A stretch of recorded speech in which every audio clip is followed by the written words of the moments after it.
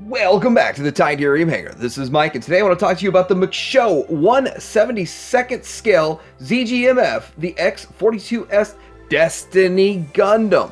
This thing is a pretty solid figure. It's painted head to toe, has tons and tons of accessories and articulation. And I did get this from Show Z. They did send this to me, so thanks for letting me check it out. And I'll have a link down below. Let's get into looking at this awesome figure.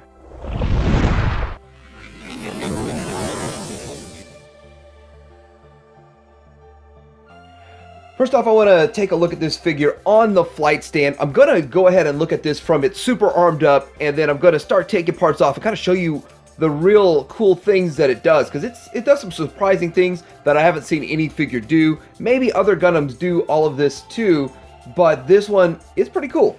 Now, the flight stand itself has some issues. We'll get to that here in just a little bit, but here he is from the side. You can do a lot of great poses on these flight stands. It does seem pretty similar to a lot of the other flight stands I've seen.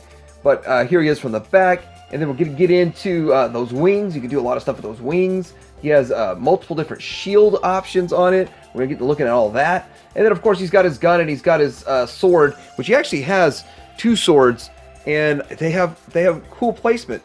So let's get into looking at this. I'm going to take him off of the stand, and then we're going to have a quick look at the stand. Now, this is a review sample, so it's had some wear and tear. Now, the stand, usually you would use it something like this, but this has a locking mechanism right here, and the locking mechanism has failed. I've seen this in these types of stands before, so really it's kind of a very similar type stand we've seen in the past, and these locking mechanisms usually have some issue. So if you just turn it this way, you can kind of get some use out of that, but not quite as stable for the whole overall stand, but that's kind of what I had to do. So here he is just standing here, and he's very solid and very stable. You can just pick him up and then set him back down. You don't have to worry about him. And the thing is, with all of this kibble he's got, the kibble like the wings, and he's got stuff on the backpack, and he's actually got his arms face forward.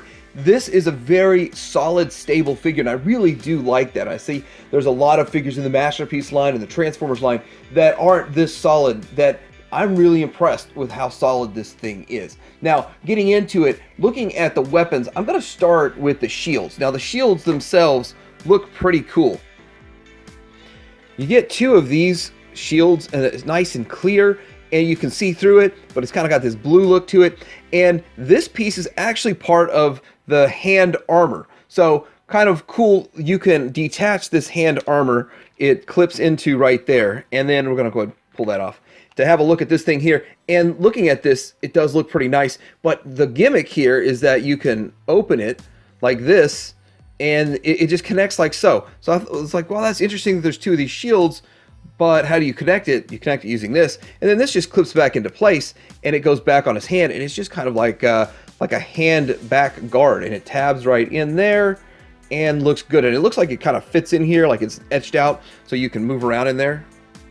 Now here we are with this other shield. Now this other shield here just sort of plugs right in, and when you see this one, he can plug it in by itself, or you can plug it in and just kind of loop this through it, and you can have that look to it. So there's a lot of options you have with this shield, and it's just kind of cool how they give you all of these options. It looks as though the shield would kind of separate and open up bigger like so.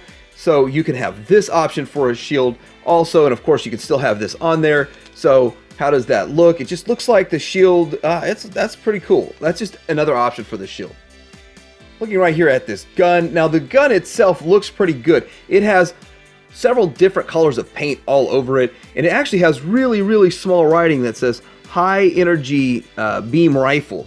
So that is cool. Like, I usually don't see writing on the actual weapons. It does have a small tab that tabs into the hand. That's a really small tab. Again, still giving it sort of a realistic type of look, so you don't have a huge tab hanging off of it. He could probably double wield this. He could have it with both of his hands, one in this hand and one in this hand. That's what the extra lever there is for. And it does look like this is to clip in somewhere. I'd really haven't found where this clips in, but I'm sure you could clip it in maybe on the side somewhere.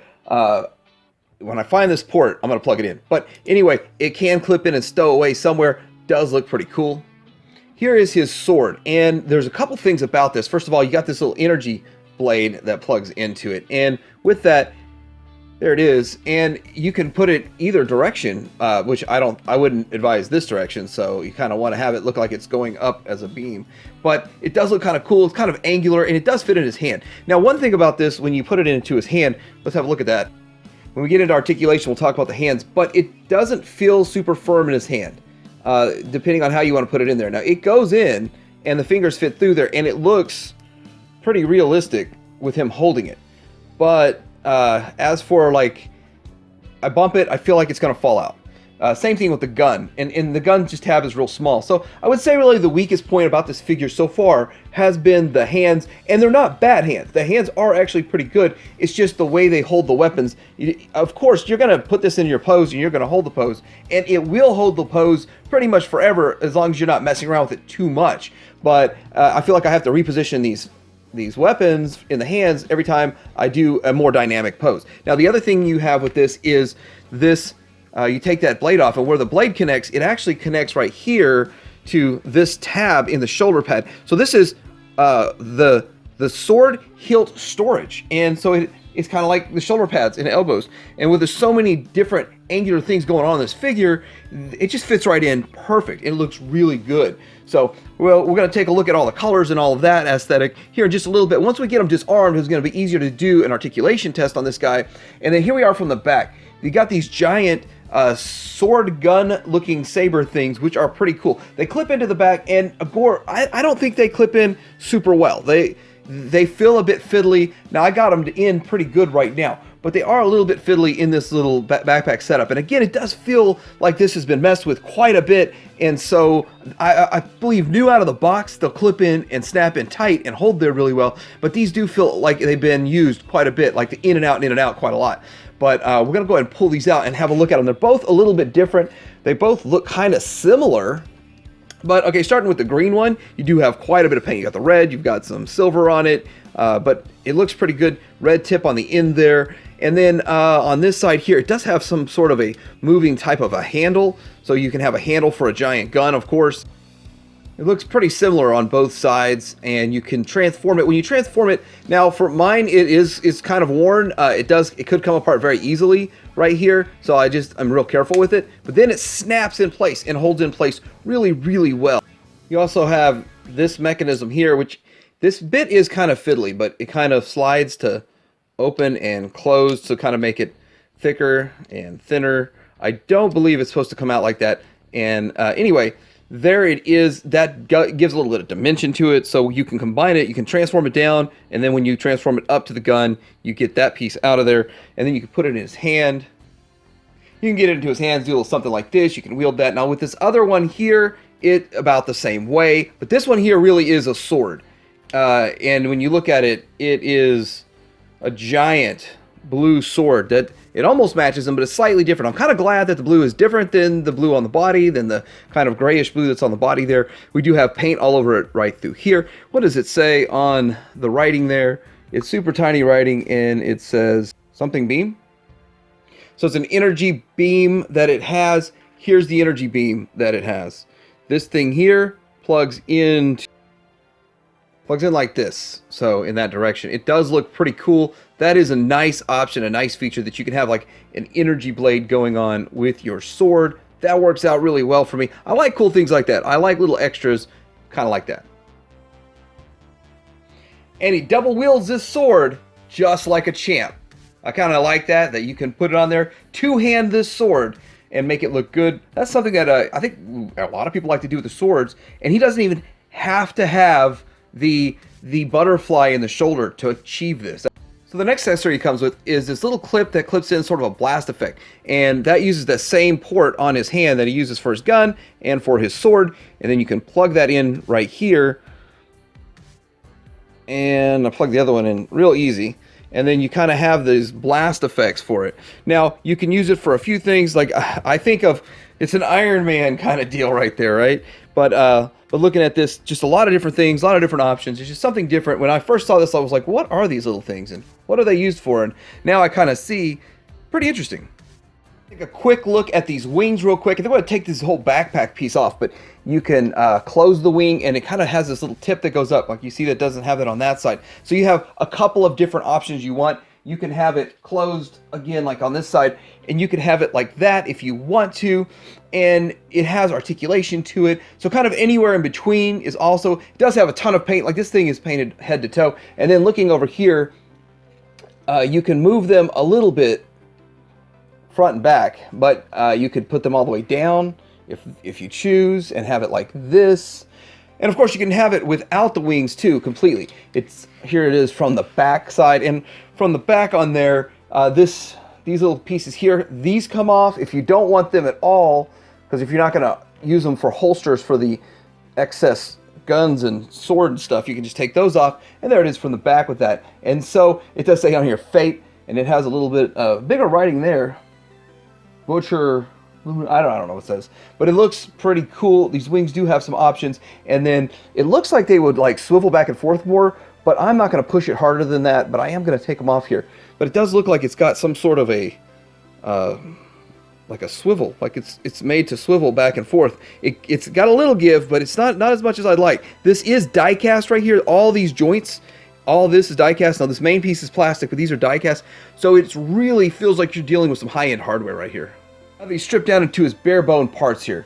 When I got this, he was actually disassembled. You can put the head in, the arms come off, and I'm not sure why, but here the arms pop right off and they pop right on, and that's pretty cool right there. And then with this, all these little pieces, this piece, the piece right there, all those pieces come off. The little piece here on the head, that was separate, it comes off. So it's quite a bit of functionality, but a lot of things you could do different. You can set it up however you want, whatever you want. So looking at him from the head down to the toe, and his head is very nice. It's so highly detailed and sculpted, and there's just so much to it. And all of this right through here, there's tons of paint on it, tiny writing in there, and it looks good. And his eyes, looking at his eyes, they are painted in a black.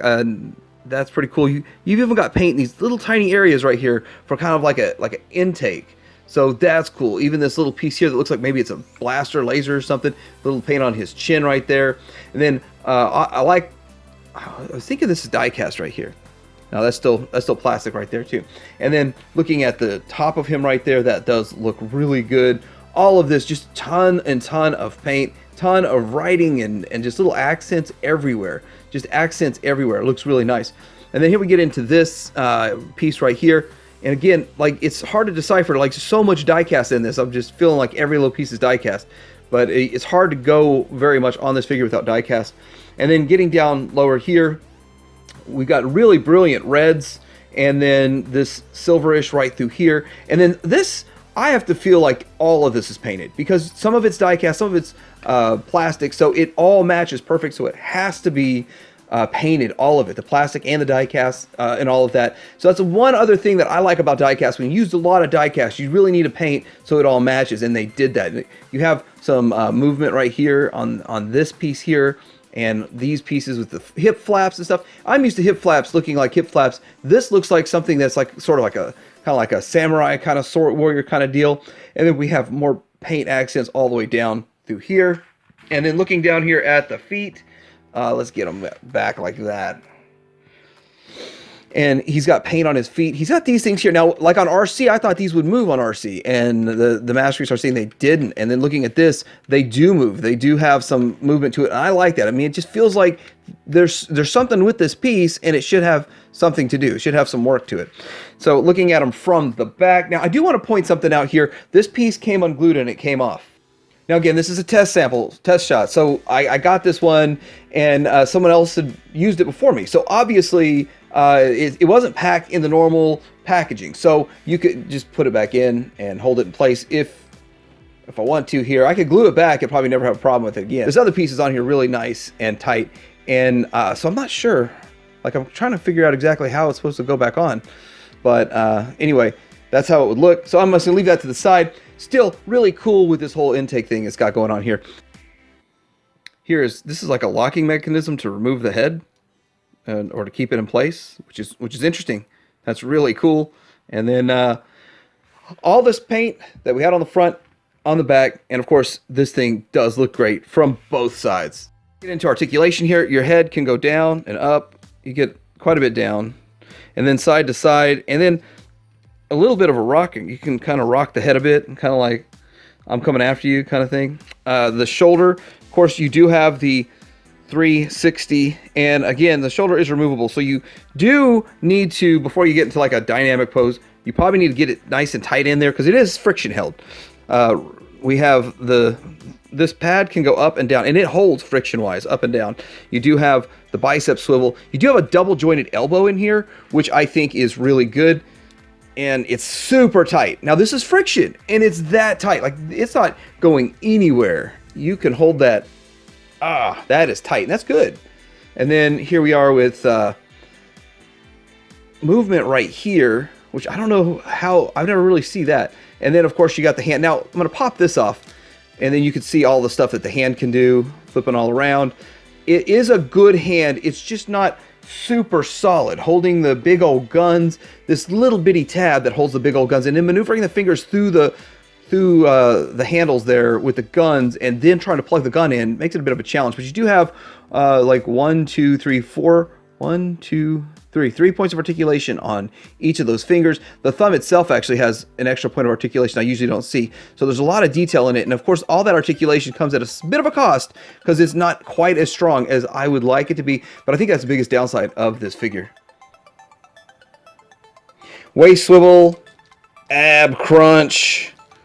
Crunch it. And then with the legs, it's like seamlessly giving you the 90, and then to the back, seamlessly giving you the 90. Again, I don't want to go too far because I don't know how much these skirt pieces can handle. It does have quite a bit of range with that universal joint at the thigh, and then you do have double jointed knees, and they're super tight. And as you move it, this is something I saw. As you move it, the thigh splits and then this kneecap moves. So let's see if you can see that as it's going down. The thigh splits and the kneecap moves, which is really cool, I think. And then getting down to the feet, you do have side to side, front and back, and it does kind of have like an ankle movement. You have a lot you can do with that. Just so many options that I'm not used to seeing. Now for some size comparison, here he is next to the MP36 version, Megatron, the Takara, then he's the Iron Trans Star Saber, or they call it Star Blade. And so I kind of think that Star Blade or the Star Saber sort of matches it aesthetically a little bit. And so they kind of have a similarity, although they are not from the same kind of franchise there, but they do look pretty good together. And you do notice the size-wise, he does scale more with like a Masterpiece figure, more like the Megatron next to the Megatron or the Optimus Prime, right around that 9-inch height. I think it's like 8.83 inches or something, but right around the 9-inch height. And just to get the scale reference, there he is with a Jango Fett from the Star Wars Black Series. It's a Hasbro Black Series Jango Fett in there, so you kind of see 6-inch versus the 9-inch. This has been the McShow 1/72nd scale ZGMF-X42S Destiny Gundam. I have to admit, this thing does look really nice. Looks good from every single angle, has a ton of options and a ton of features and a ton of accessories. Extremely poseable, painted head to toe, full of die-cast, feels very heavy, very premium, feels like a very well-made figure. The downsides of this figure, of course, are the hands. I think the hands are just, they did too much with it, and so it's a little bit weak in the hand area, but it's still not horrible. Also, the stand, mine was kind of worn out, so I couldn't use it the way I truly wanted to. The locking mechanism in there, I'm sure I could repair that if I took the time to take it apart and try to repair that. And then the backpack pieces that hold the cannon, the giant cannon, and this giant sword here, those aren't really the greatest. But anyway, let me know what you think about this. You can get this at Show Z. I'll have a link down below. Like, subscribe. Titanium Hanger out.